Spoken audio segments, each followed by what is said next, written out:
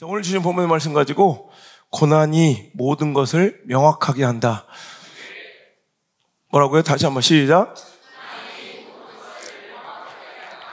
고난을 즐거워하는 이가 어디 있겠습니까? 고난을 좋아하는 사람이 어디 있겠냐는 말이에요. 저조차도 솔직히 고난에 대해서 설교하고 고난 잘 감당하자고 외치지만 고난을 선택할 수 있다면 잘 안 할 것 같아요. 하지만 우리가 확실하고 분명하게 인지하고 또 인정해야 될 것은 고난은 분명 우리에게 고통스럽고 싫은 것이지만 고난이 주는 유익, 우리 신앙과 삶에 유익도 분명히 있다는 사실을 우리는 인정하고 믿어야 할 것입니다. 고난이 주는 유익, 여러 가지 설교를 통해서 또 여러분 경험을 통해서 고난이 그렇게 쓸모없는 것만 아니다라는 것을 여러분 경험상 또 많이 알고 또 배우셨을 것 같아요. 근데 오늘 우리가 잘 놓치고 있는, 우리가 잘 알지 못하는 고난의 유익 중에 하나가 바로 명확성이에요. 명확성. 고난이 우리에게 찾아오고 고난이 우리 삶에 이제 뒤덮어버리면 굉장히 깜깜하고 어두워 보여요. 그리고 정말 정신이 없어요. 근데 그때 조금만 믿음의 눈을 들고 또 정신 차려 우리가 바라보기 시작하면 명확하게죠. 아주 너무너무 클리어리하게, 너무나도 뚜렷하게, 명확하게 우리 삶의 실체가, 내 주변의 실체들이 또 그 본질들이 아주 명확하고 뚜렷하게 보이는 시간이 오히려 그 고난의 어둠의 시간이라는 거예요. 제가 우리 아들에게 이제 책을 하나 꼭 읽어봐라 이렇게 선물해 준 책이 있는데, 어둠 속에서 빛나는 것들, 이런 책을 한번 사준 적이 있어요. 어두울 때 빛나는 것들이 있어요, 오히려. 또 눈 감아야 보이는 것들. 이런 오히려 그 깜깜한 어둠 속에서, 정말 절망의 그 밑자락에서만 보이는 명확한 가치들이 있어요. 여러분, 고난 봤죠? 혹은 고난 중에 있습니까? 이런 고난이 찾아오면 진짜가 보이기 시작해요, 진짜가. 누가 진짜 내 사람인지, 누가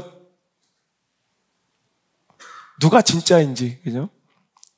또 다른 사람만 평가하고 내 상황만 인지할 수 있는 것이 아니라 고난이 진짜 찾아와 봐야 진짜 나의 실력과 나의 위치를 깨닫게 된다는 거예요. 여러분, 또한 내 인생에서 진짜 소중한 것이 무엇인지, 많은 것들이 풍족하고 행복하고 즐거울 때는 뭐가 진짜 중요하고 가치 있는 것인지 잘 모르는데, 여러분 병 들고 쓰러져 누워봐야 야, 뭐가 진짜 소중한 거예요. 사업이 망해서 가족들의 따뜻한 위로가, 그 따뜻한 누군가의 내 손을 잡아주면 그 한 번을 경험할 때, 야, 진짜 소중한 게 돈이 아니었구나.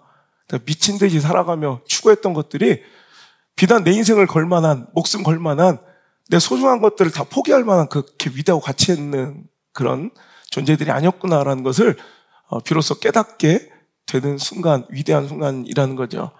여러분, 내가 나가야 될 방향, 내가 살아가야 될 진정한 그 방향을 언제 발견하게 됩니까? 여러분, 오히려 잘 나가고 형통할 때가 아니라 고난이 찾아왔을 때, 내 삶이 어둡고 꽉 막힌 것처럼 보일 때, 그때 비로소 내 인생의 방향을 찾는, 삶의 진정한 가치를 발견하고 목적을 발견하는 사람들은 그때 더 많다는 거예요. 여러분, 고난을 낭비하지 않길 바랍니다. 고난을 잘 사용하는 자들 되시길 바랍니다. 제가 자주 설교 시간에 거론하는데, 크리스찬 작가라서 그런지,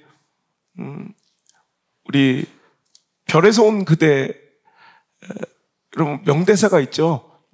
저는 보지는 못했는데 이 대사를 되게 좋아해요. 천송이, 전지현 분이래요. 전지현이 연기했던 천송이라는 사람이 어떤 사람한테 배신을 당했나 봐요. 그럴 때 이런 대사를 했다고 해요. 내가 이번에 바닥을 치면서 기분이 더러워질 때가 많았는데 한 가지 좋은 점이 있어. 사람이 딱 걸려져. 진짜 내 편과 내 편을 가장한 적. 인생에서 가끔 시련이 오는 거, 진짜와 가짜를 한 번씩 걸러내라고 하나님이 주신 기회가 아닌가 싶어. 멋지지 않아요?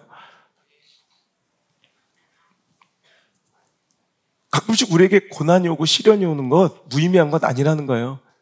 내 삶에 진짜와 가짜가 막 나부러져 섞여 있는데 가끔씩 한번 걸러내고 명확하게 좀 살아보라는 거예요. 좀 분명하게 살아보라는 거예요. 그리고 내 신앙과 삶과 내 믿음도 한번 분명하게 한번 점검해서 가짜 같은 내 믿음 싹 걸러버리고 진짜로 한번 살아보라는 하나님의 선물인 줄 믿습니다. 여러분, 시련이 왔다고 고난이 왔다고 절망하는 자 되지 마시고, 여러분 실패할 때 분명해지는 것들, 명확해지는 것들, 오늘 여러분 비단 드라마 대사뿐만 아니라 우리 인생에도 이런 고백, 이런 독백이 아마 가득 차 있을 거예요. 내가 인생의 바닥을 칠 때 알았어. 그때 다 힘들고 어렵고 정말 다 거지 같았는데 정말 좋은 점 하나가 있었다면 딱 다 걸러져. 분명해져. 명확해져 이거죠. 누가 진짜인지 누가 가짜인지. 진짜 내 인생에 내 친구가 있고요, 친구를 가장한 적이 있었더라는 거예요. 내가 필요했던 사람이 있고, 아니 나를 사랑했던 사람이 있더라는 거예요. 그냥 내 자신이 목적이었던 사람이 있고, 어떤 사람은 나를 관리했던 사람도 있더라는 거예요. 여러분, 관리받는 거 별로 이렇게 좋은 기분 아니에요. 저도 뭐 아직은 필요가 많이 있으니까 여러 사역단체에서 저를 막 계속 이제 때마다 인사하고 뭐 보내고 뭐 이렇게 항상 저한테 이렇게 문자 보내요. 근데 어떤 때는 이것이 진짜 나를 기억하고 진짜로 나를 사랑하고 진짜로 나를 보고 싶어 하는 것이 아니라 관리하고 있구나라는 느낌을 받을 때가 있어요. 굉장히 기분 나빠요. 여러분, 바닥을 쳐보면 알겠죠. 내가 모든 것을 잃어보면 알겠죠. 내가 필요 없어져 보면 알겠죠. 그때 누가 관리를 하고 있었는지. 그건 슬픈 거 아니에요. 오히려 가짜들 싹 걸러내는 거예요. 그때도 누가 나에게 연락하고 누가 손잡아 주는지. 여러분도 혹시 그런 상황 중에 있는 분들이 있을 거예요. 여러분, 실패해 봐야 돼요. 그래서 무너져 봐야 돼요. 약하고 아파 봐야 돼요. 그럴 때 누가 진짜 내 사람인지, 진짜 누가 나를 사랑하는지, 내가 필요하고 나를 관리해야 될 대상이 아니라 나를 사랑하는 대상으로 누가 나를 바라보고 끊임없이 나를 기억하고 있었는지를 여러분 분명히 알게 된다는 거예요. 즐거운 또 행복한 일에는 누구나 관심이 있어요. 여러분, 즐거운 일, 행복한 일, 유익되는 일에는 누구나 관심이 있고 모두가 시선이 다 거기에 모두어져요. 그리고 발걸음이 향하고 몰려들게 돼요. 하지만 고난이, 고독이 나를 완전히 뒤덮을 때 나는 비로소 발견하게 돼요. 무엇을? 진짜들을. 여러분, 뭐 성교여행 같은 데 가봐도 있어요. 분명히 유익 있고 분명히 즐거운 곳은 가만히 있어도 싹 사람들이 다 몰려 있어요. 먼저 줄 서 있어요. 여러분, 다 시선과 발걸음이 다 거의 모두어져 있어요. 근데 힘들고 어렵고 또 희생해야 되고 또 누가 관심이 필요하고 소외된 사람들에게는 여러분 시선이 잘 안 가요. 발걸음도 잘 안 가요. 여러분, 거기서 진짜와 가짜를 구별하는 거예요. 아니, 비단 진짜 가짜로서 이렇게 얘기하기가 너무 잔인해 보인다면 누가 진짜 하나님께 쓰임받을 중요한 일을 맡기를 리더인지 중직자인지 아니면 그냥 좋은 것을 유익을 누리게 해주며 그냥 케어하고 보살핌을 해야 될 대상인지가 아주 여러분 오히려 이렇게 평탄하고 완전히 갖춰진 이런 예배 공간이 아니라 선교지가 보면 그런 것이 명확하게 보여요. 내가 웃으면서 내 주변에 분들한테 또 선교사님한테 그런 얘기 했어요. 저는 선교 와서 맨날 그거 보고 있습니다. 누가 충성스런 일꾼이고 누가 중직자감인지를 여기서 이렇게 멀리 한 걸음만 떨어져 보면 다 보이잖아요. 저거 보세요. 저거 보세요. 그러면 좋은 일 있을 때, 즐거운 일 있을 때는 항상 앞장서고 거기는 모든 시선이 시키지 않아도 몰려요. 하지만 여러분, 하나님 보시길 원하는 것은 힘들고 어렵고 희생하고 여러분 손해보는 곳에 누가 먼저 달려가는가, 아니 누가 관심이라도 두는가. 여러분, 그래서 교회도 힘들어져 봐야 돼요. 가끔씩 신앙은 좀 무너져 봐야 되고 막혀 봐야 돼요. 여러분, 목회자도 때로는 아프고 외롭고 고독해져 봐야 돼요. 이건 절대로 여러분 실패의 시간이 아니에요. 여러분 한번 걸러내, 필터링이에요. 걸러주는 거예요. 걸러줘서 오히려 진짜들을 구별하고 오히려 더 강력하게 사역할 수 있는 여러분 전환점이 되는 게 고난의 때라는 거예요. 여러분, 고난 잘 사용하십시오. 고난 중에 여러분 곁에 있는 사람을 기억하고 여러분 그들을 존중하십시오. 여러분, 즐거울 때만 놀아나는 신앙, 놀아나는 관계는 별로 좋은 관계 아니에요. 조금만 그것들이 없어져도 당신 곁을 떠날 사람들이라고. 오늘 여러분 고난 가운데 여러분 실패 가운데, 여러분 고독 가운데, 아픔 가운데 여러분 진짜와 소중한 가치를 발견할 수 있는 지혜로운 신앙인들 되시길 주의 이름으로 축복합니다. 여러분 고독이, 고난이, 절망의, 실패의 어둠이 나를 뒤덮을 때 여러분 비로소 보이고 확연하게 분별되는 거 진짜들, 그 중에 가장 진짜 가장 멋진 분은 우리 하나님이신 줄 믿습니다. 여러분 세상 완전히 절대 고독을 한번 만나봐야 돼요. 여러분 고독에도, 고난에도, 절망에도 급이 있어요. 애지간한 건 별로 그렇게 필터링이 잘 되지 않아. 근데 진짜 밑바닥을 한번 쳐봐야 돼. 진짜 밑바닥을 한번 쳐보면 웬만한 것들은 다 없어져요. 이제 웬만한 것들은. 진짜 인생의 진짜 절망의 밑바닥을 한번 쳐보면 그때 웬만한 사람들, 웬만한 관계들은 다 이제 다 정리돼, 알아서. 여러분, 모든 것이 다 정리될 때, 제 경험은 그래요. 제가 그래서 젊은이들한테 항상 이제 가르치고 교훈하는 것이 절대 고독의 시간이 온다. 엄마, 아빠도 내 삶에 도움이 되지 않는 정말 내 인생 가운데 절대 고독이라 부를 만한 그런 순간이 반드시 한 번 찾아온다. 그때 네가 누구를 찾아가고 그때 네 곁에 누가 있는가가 우리의 인생을 완전히 뒤바꿔놓게 된다는 거예요. 전 너무너무 다행히도 그 절대 고독의 시간에 하나님이 계셨어요. 하나님을 찾았어요. 여러분 인생은요, 누가 뭐 커다란 실패를 덜 했느냐, 누가 더 약삭 빠르고 누가 더 실력이 있었냐, 이걸로 지배받지 않더라고요. 한번 와글이 무너졌을 때, 깡글이 다 무너졌을 때, 그때 그 곁에 있었던 그 사람의 영향력으로 그 사람의 인생은 완전히 다 재평가되고 다시 모든 것이 재확립되더라는 거예요. 여러분 지금 밑바닥을 치고 있습니까? 고난 중에 있습니까? 아니 혹시라도 여러분 앞에 찾아올 고난 중에는 여러분 믿어도 될 만한 하나님이 계시길 바랍니다. 모든 것이 다 없어지고 떠나가 봐요. 그때 비로소 선명하고 또렷하고 명확하고 분명히 들리는 그 음성 하나만 남을 테니 두려워하지 말라. 내가 너와 함께 할 것이다. 놀라지 말라. 나는 내 하나님이 될 것이다. 여러분 잘 생각해 보세요. 2023년도 표어가 뭐라고요? 여호와를 자기 하나님으로 삼는 백성은 복이 있도다. 길어서 잘 관심이 없는 거예요? 아니면 다른 표어보다 이번에는 이 표어를 2023년도에 이 방향과 목표를 잘 기억을 못 하더라고요. 선교지 가서 물어봐도 뭐 누구나 선명하게 대답하는 사람이 없었어. 길어서 그런 거예요? 아니면 우리가 별로 바라는 바가 아니에요? 여러분 우리는 뭐 잘 될 거예요, 뭐 형통할 거예요, 뭐 회복되는 해, 뭐 응답돼 역전되는 뭐 이런 거 되게 좋아하잖아요. 근데 진짜 복 중에 복은 그런 거 아니에요. 그건 허접한 거 아니에요. 여호와가 나의 하나님 되는 복이에요. 여러분 이건 믿든지 안 믿든지 이건 확실한 거예요. 여호와가 스스로 계신 분이, 여러분 허접하게 인간이 만들어낸 우상들 말고, 인간이 의지하려고 스스로 만들어낸 우상 쪼가리들 말고, 내가 만든 신 말고 여호와, 야훼 스스로 계신 분이 나의 엘로힘, 능력의 하나님 되어주시는 거, 이것보다 더 큰 복은 없어요. 여러분 그 복을 누리시길 바랍니다. 여러분 여호와가 나의 하나님이 된 사람들은 복받은 자래요. 잘 생각해 봅시다. 여호와가 자기 하나님 되는 거. 지난주에 말씀에 두 가지를 강조했죠. 나의, 그냥 나의가 중요하고 능력, 그 엘로힘, 하나님이 중요한 거다. 능력의 하나님은 인정하고 알지만 그분이 나의 하나님이 아니면 이건 비극이고요. 나의 하나님이 있는데 그 하나님이 내 수준으로 전락된 내 이성과 경험 안에서 역사하시는 능력 없는 엘로힘 아닌 하나님이라면 그것도 불행한 거예요. 그죠?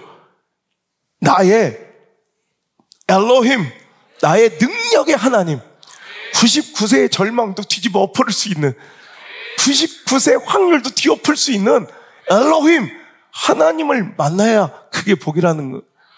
그런데 오늘 잘 보세요. 그런 복이 이루어지는 나의 하나님이 여러분 발견되고 나의 하나님이 될 때가 언제래요? 오늘 말씀, 두려워하지 말라, 내가 너와 함께하리라. 놀라지 말라, 나는 너의 하나님이 됨이라. 할렐루야. 내가 너를 굳세게 하고 내가 너를 도와주고 참으로 나의 의로운 오른손을 널 붙들어 줄 때 그때 그때가 언제냐는 거예요.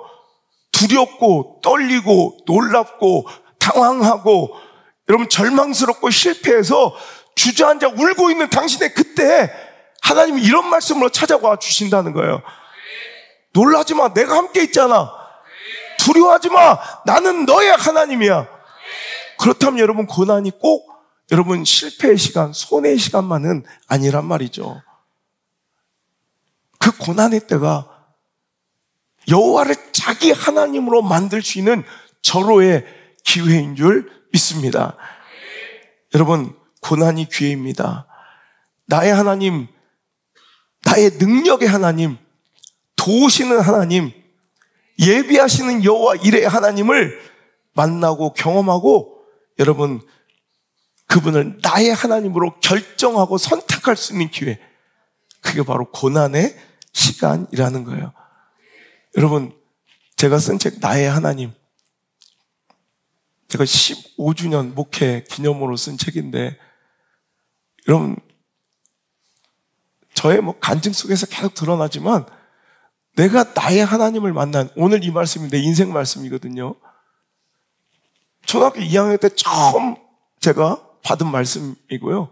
이때부터 내 인생의 위기 때마다, 내 인생의 실패 때마다, 내 인생의 절대 고독이 있을 때마다 하나님께서 기가 막히게 어떤 루트와 통로로든 기억나게 하시고 전달해 주신 말씀이 이 말씀이에요.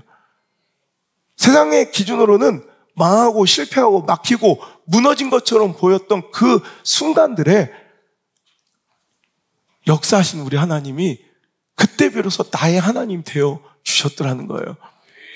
병들어서 죽음의 문턱에 있을 때, 실현당하고 실패하고 깨졌을 때, 내 진로가 막히고 내 뜻대로 되지 않을 때, 여러분 그 모든 실패의 절망 속에서 우리 하나님은 책에서 읽은 하나님이 아니라, 남의 간증을 통해서 들은 하나님이 아니라 비로소 나에게 찾아와, 내 인생에 찾아와 나의 하나님이 되어 주셨다는 거예요. 여러분은 인생의 고난에, 여러분 나의 하나님을 경험하고 싶다면 인생의 고난의 때, 그때가 바로 하나님이 나에게 찾아오시기에 가장 적합한 시간이고, 또한 나도 그분을 나의 하나님으로 모시고 결정하기에 가장 좋은 기회임을 믿으시고요. 그때 정신 바짝 차려서 나의 하나님, 여호와를 자기 하나님으로 삼는 거룩한 축복이 일어날 수 있기를 주님의 이름으로 간절히 기원합니다. 제가 집회 갔던 한 교회 목사님의 따님이 이런 고백을 하더라고요. 10대 때 어린 나이에 바이올린을 전공하기 위해서 독일로 유학을 보냈대요. 여러분 그 어린 나이 10대에 16살인가 그랬던 것 같아요. 그때 독일로 낯선 땅으로 이제 유학 보내기가 그리 쉽지 않잖아요. 그런데 그때 너무 힘들었다는 거예요. 여러분 은근하게 인종차별이 강한 곳이 독일이거든요. 인종차별 속에서 싸워야 됐고, 언어의 문제, 문화의 문제 속에서 또 막 답답하고 막 죽을 것 같이 외롭고 힘들었대요. 그런데 그 딸이 목사님에게 이렇게 고백하더랍니다. 나는 아빠가 설교 시간에 가르쳐준 하나님, 그때는 아빠가 가르쳐준 하나님 만나지 못했고, 그때 그 어려운 유학 시절에 드디어 진짜 나의 하나님을 만나게 되었노라고. 진짜 나의 하나님을 만날 때 내 인생에서 가장 초라하고 가장 어둡고 가장 억울하고 가장 외로울 때일 수도 있어요. 그때 여러분 어떤 사람들은 오히려 이따 뒤에도 또 설교하겠지만 흥청만청 오히려 하나님을 떠나 세상의 가치를 옆에 두는 사람도 있어요. 그럼 나중에 간증 대신 후회와 절망을 쏟아내겠죠.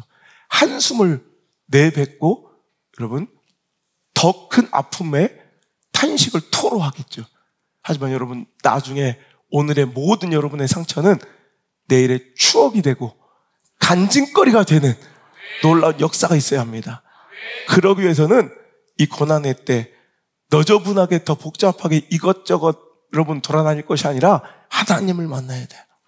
하나님을 만나야 돼요.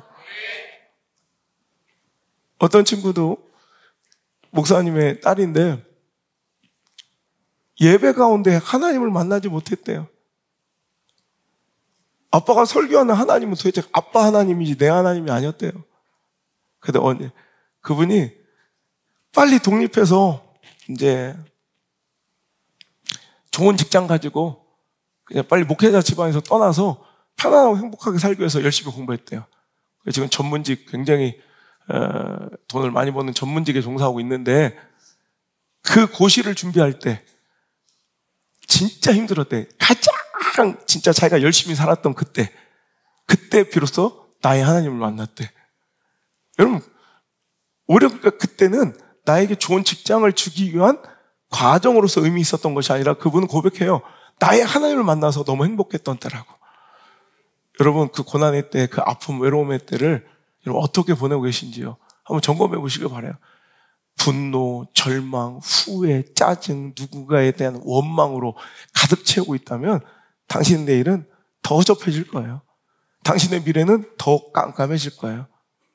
아까도 얘기했듯이 탄식과 후회와 여러분 또 다른 원망과 비판만 여러분 입술에 가득할 거예요. 하지만 오늘 그 시간에 하나님을 부르짖고 여호와를 자기 하나님으로 나의 하나님을 만나신다면 여러분 내일은 그 고난의 시간, 그 고통의 어두운 터널, 사망의 음침한 골짜기를 행복하게 누군가에게 막 이야기하며 웃으면서 전할 수 있는 추억거리, 간증거리가 되어 있을 줄 믿습니다. 전 여러분을 위해서 기도합니다. 여러분의 한숨이 변하여 노래되기를, 여러분의 신음소리가 변하여 하나님의 영광의 노랫가락 되고 간증거리 되기를 기도하고 기원합니다. 그러기 위해서는 누가 해줄 수 없어요. 여러분이 선택하셔야 돼요. 복잡하고 너저분한 것들을 좀 정리하고 하나님만 분명하게 명확하게 나의 하나님으로 선택하는, 하나님이 제일 싫어하는 게 뭔지 알아요? 원어브댐이에요. 원어브댐. 그냥 그것들 중에 하나, 의지하는 것들 중에 하나. 하나님 절대로 그 관계 허락하지 않아요. 어떤 때는 그래요.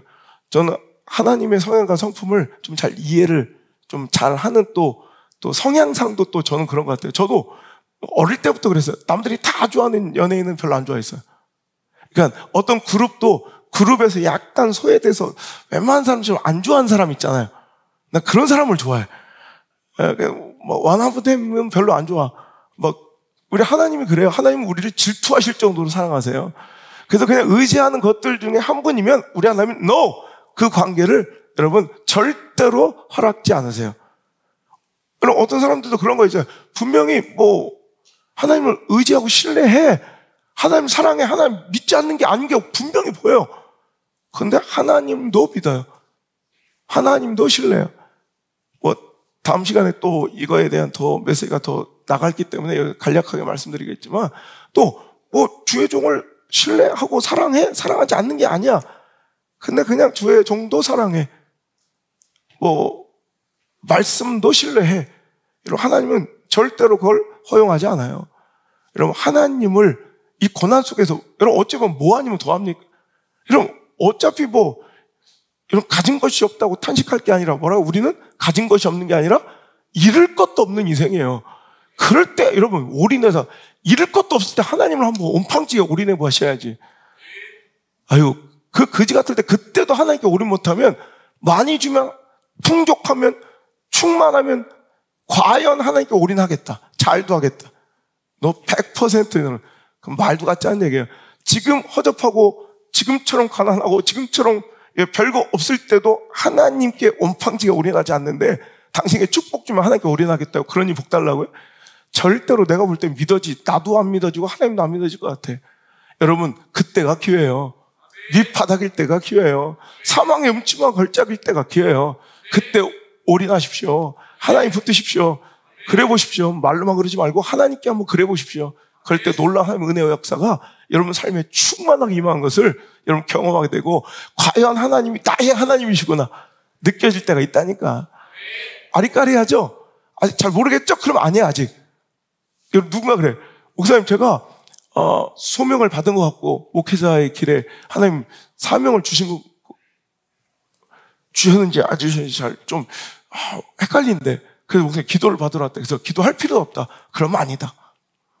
예?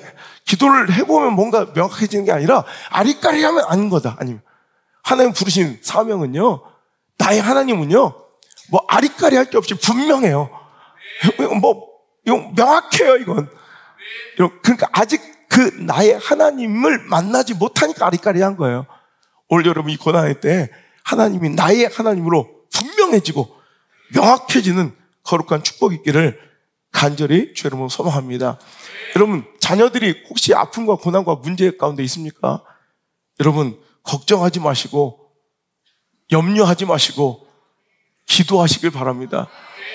여러분 아무것도 걱정하지 말고 다만 감사함으로 하나님께 기도하실 시간이에요.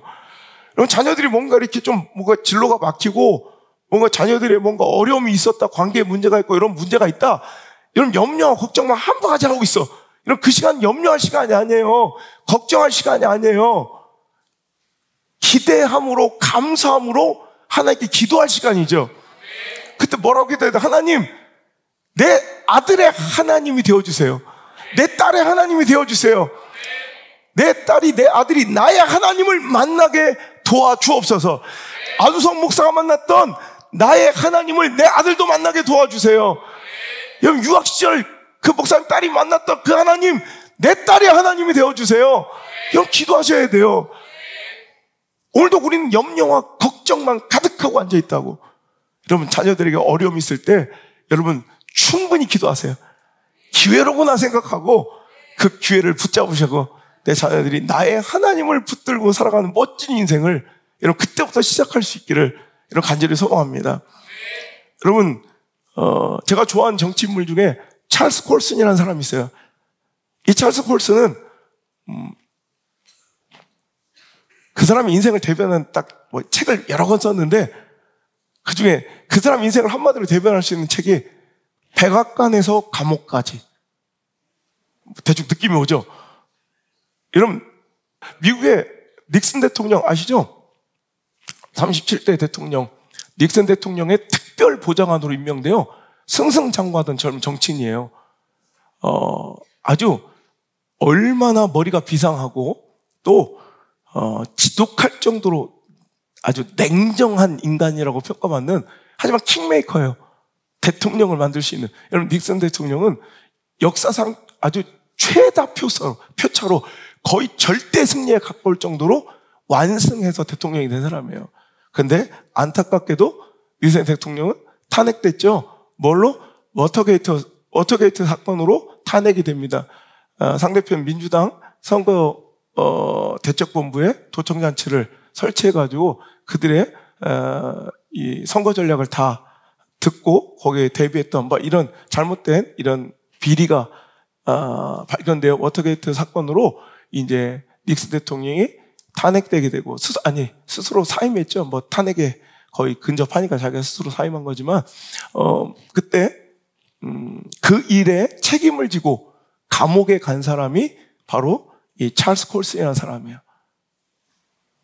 그래도 이 냉혈한 똑똑하고 비상한 머리를 가지고 여러분 냉정한 판단으로 여러분 미국의 대통령을 만들 수 있는 영향력 있는 인물. 하나님 믿기 쉬웠겠어요? 어렵겠어요? 참 하나님 믿기 어려운 사람이에요.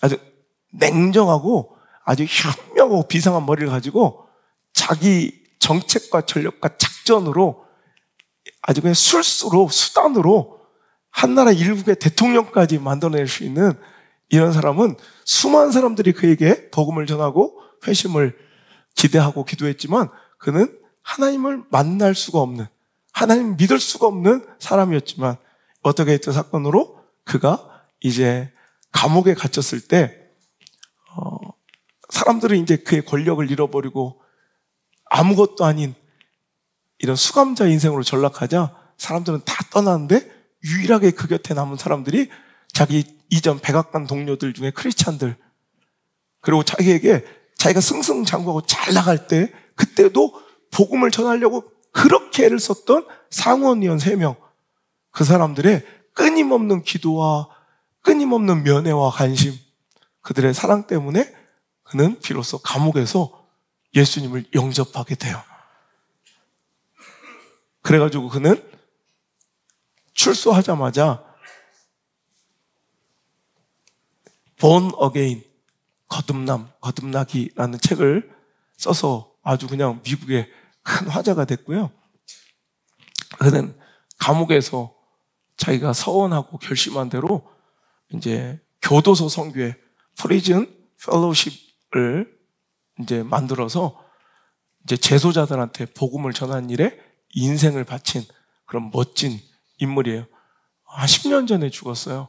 2012년도에 죽었을 때 그의 장례식에서 자기 딸이 아버지 죽음을 이제 회고하면서 자기는 예수 믿기 전에 찰스 콜슨 아빠와 예수 믿은 후에 아빠를 다 본 사람, 가까이서 본 사람으로서 완전히 다른 인생을 살았다. 다른 사람이었다라고 얘기하더라. 여러분, 감옥의 밑바닥에서 요셉처럼 찰스 콜슨은 오히려 그때 나의 하나님을 만나게 되었다는 거예요. 그의 책, 많이 써요. 그의 책, Loving God, 이런 것도 있고요. 또 이것이 교회다, 이것이 인생이다. 보세요. 고독, 절망, 실패해봐야 뭐가 인생인지, 그죠? 뭐가 삶인지를 제대로 알게 돼. 근데 그의 책 중에 백악관에서 교도소까지 그 저서에 보면 이런 멋진 말도 써놨어요. 나라와 시대를 변화시키고 살리는 것은 명석한 사람들이 아니다. 하나님을 진심으로 사랑하고 그에게 붙들린 사람이다. 멋지죠? 하나님께 붙들리면 무엇을 붙잡아도 승리한다. 예. 영향을 많이 받은 사람 중에 하나예요. 여러분, 찰스 콜슨 얘기해요. 자기가 세상을 뒤바꿀 줄 알았던 거죠. 자기 명석함으로. 자기 지식과 스펙과 정치력과 그 엄청난 자기의 정치 자산과 그 전술로서 자기는 시대를 바꿀 수 있을 줄 알았던 거예요. 하지만 전능하신 나의 하나님을, 여호와를 자기의 하나님으로 삼아보니, 야, 나라와 시대를 변화시키고 살리는 것은 명석한 사람들이 아니더라는 거예요. 바로 하나님을 진심으로 사랑하고 그에게 붙들린 사람이더라는 거예요. 그게 무슨 말이에요? 결국 진짜 복은 누구 거라는 거예요? 여호와를 자기 하나님으로 삼은 백성이 진짜 복이 있다는 거예요. 여러분, 망하기 전에, 갇히기 전에, 막히기 전에, 병들기 전에, 사망의 음침한 골짜기에 쫄딱 망하기 전에 이걸 먼저 알고 미리 알면 더할 나위 없이 좋을 것 같아요. 여러분, 어느 외국 잡지에 이분이요, 종교계의 노벨상이라고 부르는 이 템플턴 상을 수상하자 그의 기사를 쓰면서 현재 미국에 가장 건강한 사상적 영향을 끼치고 있는 저술가이자 예수 그리스도의 복음을 통해서 가장 강력한 영향을 끼치고 있는 전도자다, 이렇게 표현하면서 찰스 콜슨은 가난하고 억눌린 사람들의 가장 따뜻한 이웃인 그가 새로운 이웃이 되어 우리 곁에 돌아왔다라고 기술했어요. 저는 여러분의 고난 뒤에 세상이 다 아는 이런 유명한 사람이 아닐지라도 하나님은 여러분의 인생을 그 고난 뒤에 뭐라고 한 줄로 이렇게 평가해 주실까? 저는 우리 교회 고난 뒤에, 안우성 목사의 고난 뒤에, 우리 자녀들의 고난 뒤에, 여러분 인생의 고난 뒤에 여러분 인생이 한 줄로 어떻게 다시 요약되고 재평가될까? 여러분 기대되지 않습니까? 여러분 고난 뒤에 여러분 인생은 더 가치 있고 더 멋지고 아름다워질 수 있기를 주 여러분 축복합니다. 여러분, 이 찰스 콜슨이 어떻게 이 감옥에 갇힌다고 다 하나님 믿는 건 아니잖아요. 그죠? 찰스 콜슨이 감옥에서 회심하게 대한 결정적인 두 가지가 있었어요.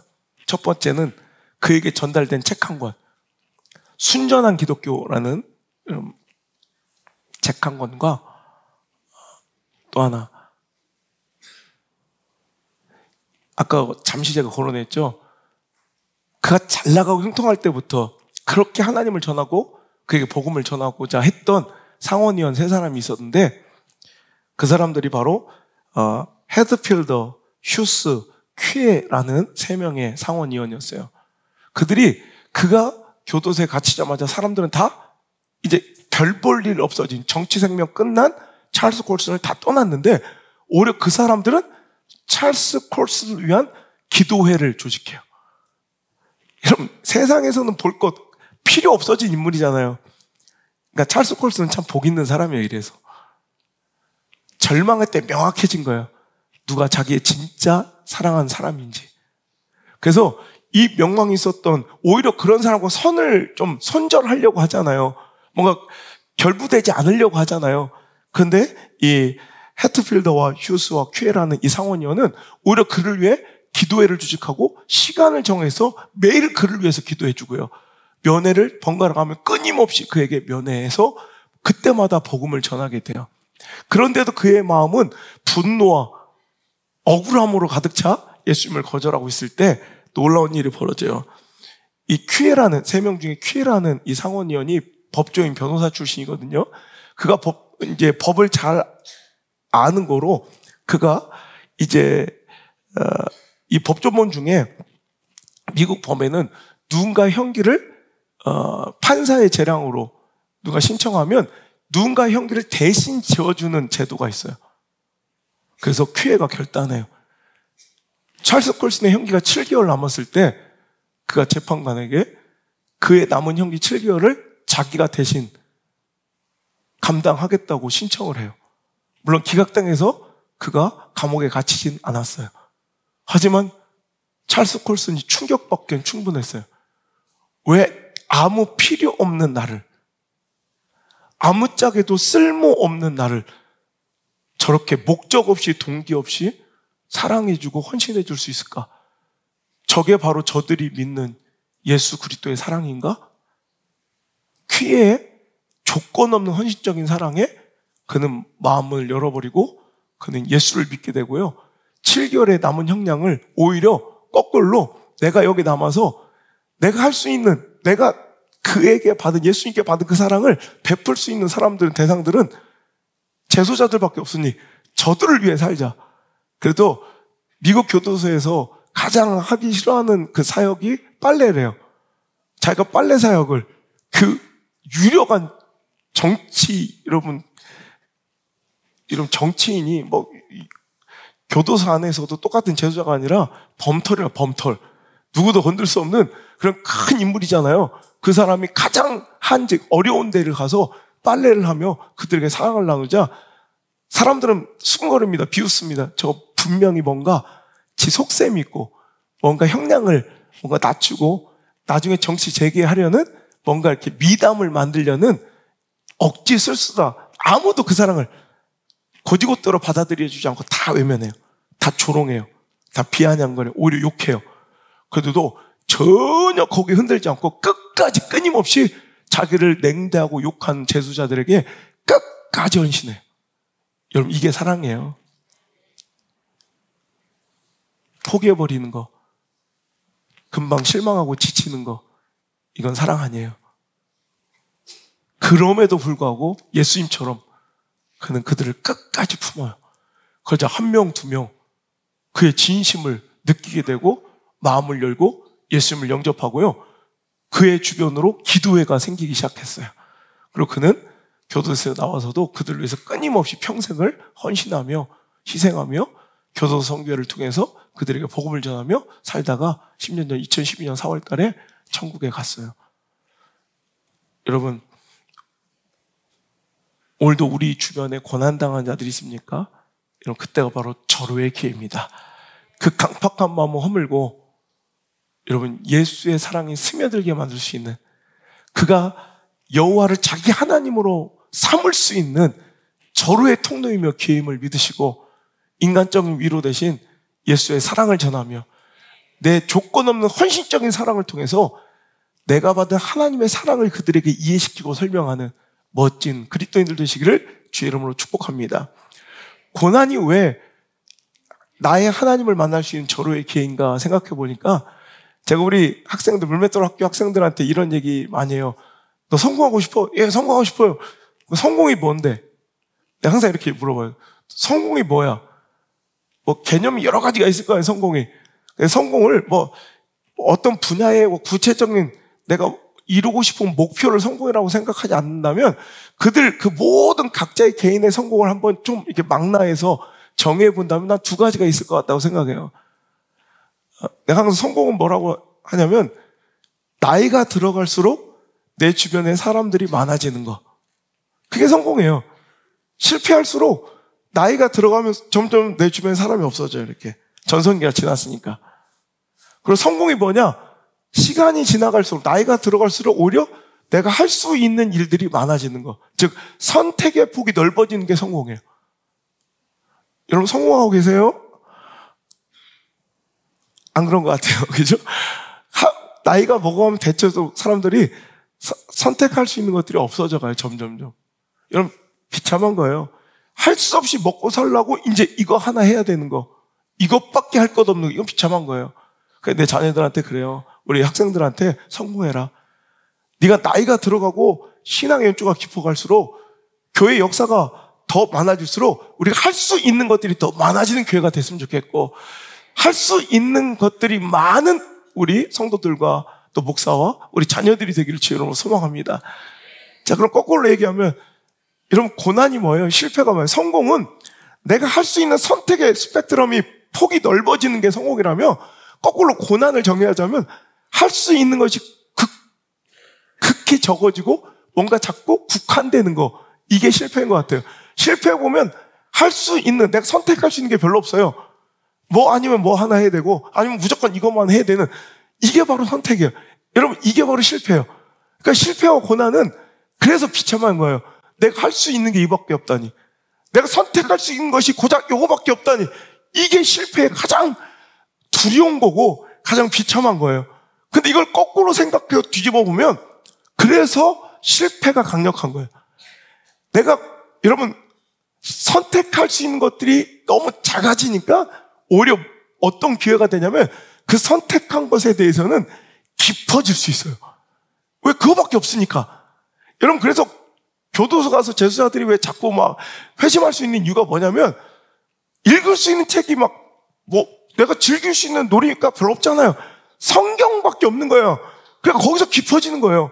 제가 이번에 제가 이제 하노이 선교 가면서 대충 일정을 보니까 제가 이제 일정에 딱 맞게 이제 책들을 갖고 가는데 항상 해외 갈 때는 이렇게 하고 빈 날이 어느 정도 대충 이제 가면 몇 권 가보면 되겠다. 그래서 이번에도 책을 2권 넣었다가 보니까 스케줄이 뭐 월화수목 계속 설교고 금요일 날 밤에 막 돌아야 돼. 그러면 2권 넣었다가 1권을 뺐어요. 그래서 1권만 가져갔어. 근데 예상이 빗나갔어. 월요일 날 가가지고 내가 독감이 걸려가지고 막 죽는 줄 알았어. 막 진짜.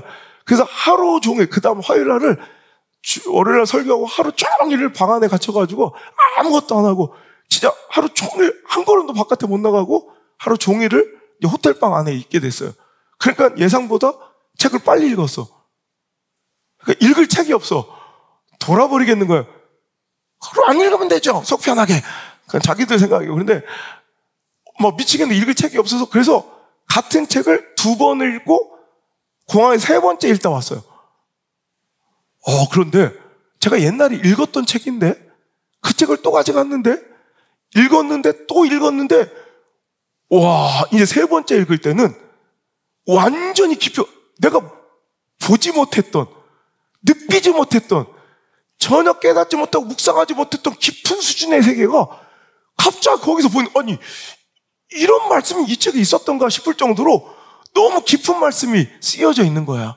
그래서 제가 얼마나 많이 메모를 하고 거기서 설교 준비를 막 몇 편을 했는지 몰라요. 이해가 안 되는 예와 좋아. 예. 하노이 호텔방에 하루 종일 있는데 TV가 다 이런 거밖에 안 나와. 그래서 딱 하나. 여러분 YTN 한 채널만 한국 채널이야. YTN만 내가 그렇게 뉴스를 깊이 묵상해서 이제 모든 내용을 내가 다 알아버렸어. 이태원 참사 내가 몇 시 몇 분까지 이제 내가 다 이제 사건 정황을 다 알았어. 이제 하도 그거밖에 못 봐. 계속 보고 앉아 있으니까 또 그때 또 청문회를 했어요. 그날 하루 종일 청문회만. 집사람이 막 토가 나온다고 다른 건 좀 틀면 안 되냐고 막 여러분 깊어지더라고요. 때론 그래서 너무 많은 선택의 폭이 넓으면 다 가벼워지고 얕아져요. 근데 강압적으로 강제적이라도 내 인생에 좀 선택의 채널이 작아져야 돼. 그래야 깊어져요. 사람이 얕지 않아. 사람이 가볍지 않아. 여러분, 가볍고 얕은 사람들 보면 뭔지 알아? 똑똑하긴 한데 가볍고 얕아.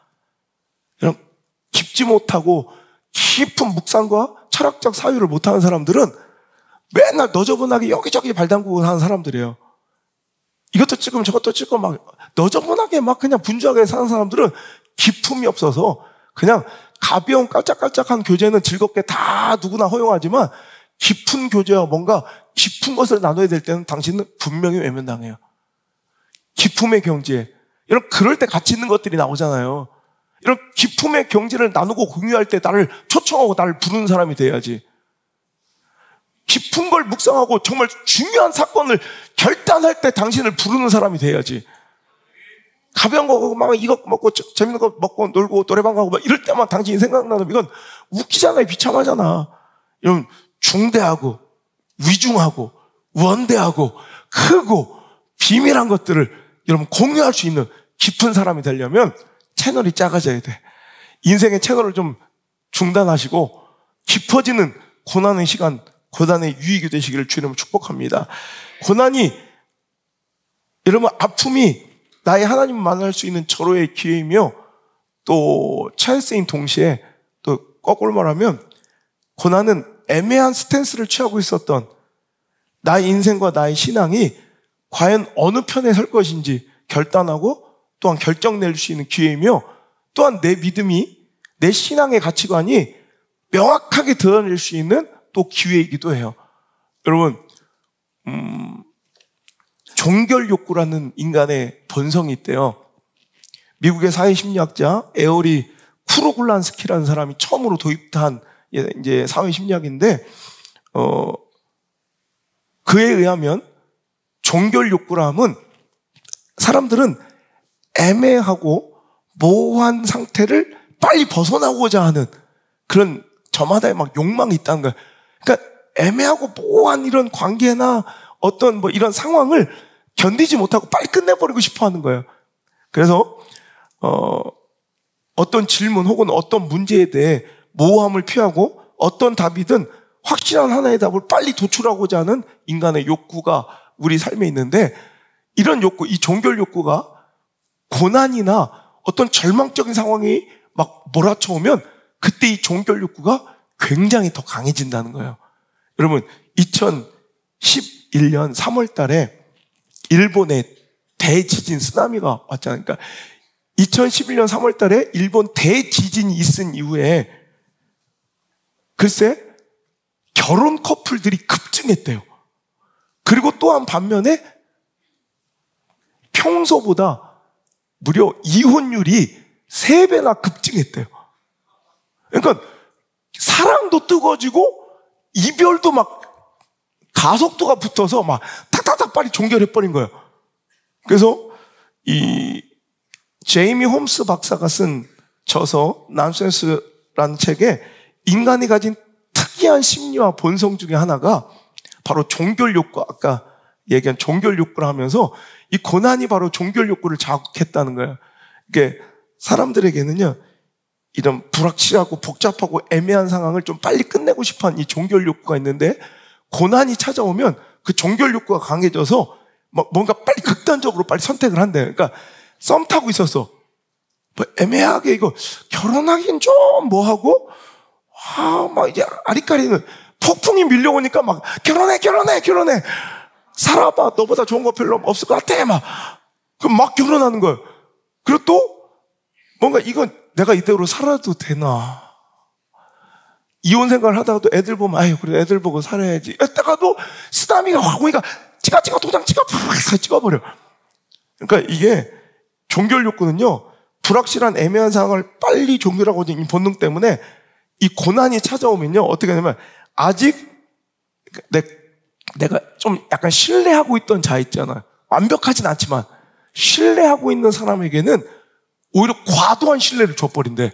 그래가지고 확실함을 막 얻고자 한대요. 그리고 평소에 불신하던 대상 있죠. 불신하던 것에 대해서는 더 강한 불신을 줘서 빨리 이것을 관계를 끝내버리고 싶어하는 그런 종교 욕구가 있다는 거예요. 그래서 쓰나미가 왔을 때 사회적으로 막 완전히 막 절망이 몰려오니까 조금 사랑하고 있어, 신뢰하고 있었던 사람한테 과도한 신뢰를 줘서 막 결혼을 막 해버리고, 저 불신하고 있었던 배우자에게는 그냥 확실하게 그냥 불신을 줘버려서 그 관계를 다 끝내버리는 이 결혼과 이혼의 급증 사태가 동시다발적인 이런 동시로 이 두 가지 현상이 막 크게 급증하는 이런 사회 현상이 열풍처럼 몰아닥치게 됐다는 거예요. 제가 이 말씀을 드린 이유가 오늘날 한국교회 상황을 보면 이 종교 욕구가 가동된 것 같다는 생각을 했어요. 코로나19 이후에 제가 정말 많은 교회와 기관단체들을 돌아다니잖아요. 맨날 듣는 소리가 이거예요. 코로나 때문에 다들 이 출석률을, 교회 예배 출석률을 회복을 못하고 있는데 그 중에서 항상 목사님들이 하는 얘기가 이거예요. 희한한 것은 옛날에 뜨거웠던 사람은 더 뜨거워졌고, 그리고 기독교 여러 가지 기관 단체들, 방송국이나 PD 지상들이 항상 하는 얘기가 뜨거웠던 교회는 오히려 확실히 더 뜨거워지고 헌금이나 교회 이 열정 구조가 훨씬 더 커졌대요. 그런데 아리까리했던 사람들 있죠. 그런 사람은 다 떨어져 나갔대. 그리고 어정쩡했던 교회들은 완전히 확 다 쓰나미처럼 완전히 무너져가고 있대. 이게 바로 종교 욕구예요. 종교 욕구. 고난이 찾아오니까 우리의 믿음이 결판 내려버린 거예요. 이제 어물점을 하며 어정쩡한 스탠스를 취하고 바알과 하나님 사이에서 머뭇거리던 자들이 고난이 한번 찾아오면 이제 종결해버리는 거예요. 누가 진짜 나의 하나님인지를 결단하게 되는 기회로 삼는 거예요. 코로나 때 더 뜨거워지시길 바랍니다. 이 고난의 때 더 열정적인 예배와 살아있는 교회로서 우리가 더 전진하는, keep going, 끊임없이 전진하는 그런 교회가 되길 바라고, 오늘도 이 고난을 통해 나의 하나님을 만날 뿐더러 나의 신앙과 내 영적 스탠스를 확실히 명확하게 분별하고 오히려 진짜 예수쟁이, 진짜 예배자가 되는, 쇼쟁이들이 아니라 진짜 예배자가 되는 멋지고 확실한 결단들이 우리에게서 토해지기를 주의 이름으로 축복합니다.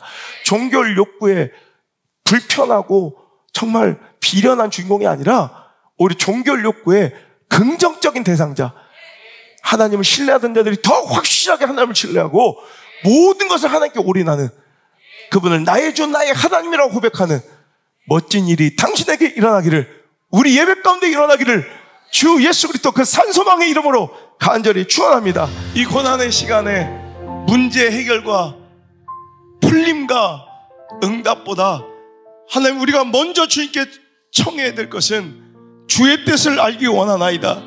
주의 뜻을 알기 원하나이다. 이 고난을 통해 나를 향하신 하나님의 목적을 알기 원하나이다. 이 고난의 때 놀라고 두려워하며 염려하고 근심할 것이 아니라 하나님이 나와 함께 계심을 믿고 두려워하지 않고 주님이 나의 하나님 되어주심을 믿고 오늘도 더욱더 당당하게 더 큰 확신과 신뢰를 주님께 드리는, 시험과 의심과 갈등과 불안과 두 마음 양다리를 종결해버리고, 이 고난의 때 종결해버리고 이제 하나님을 선택하는 거룩한 야훼 하나님의 자녀들, 백성들 되게 하여 주옵소서. 이제는 주 예수 그리스도의 크신 은혜, 내 하나님 아버지의 놀라우신 사랑, 보혜사 성령님의 끊임없는 지도하심과 이끄심과 고치심과 보살핌이 오늘 주님을 나의 하나님으로 선택하고 결단하고 결정하며 가슴에 모신 모든 성도들, 미디어 가족들 머리 위에 저들의 인생의 모든 발걸음마다 이제부터 떠나가지 마시고 영원토록 함께 계시기를 간절히 축원하옵나이다. 아멘.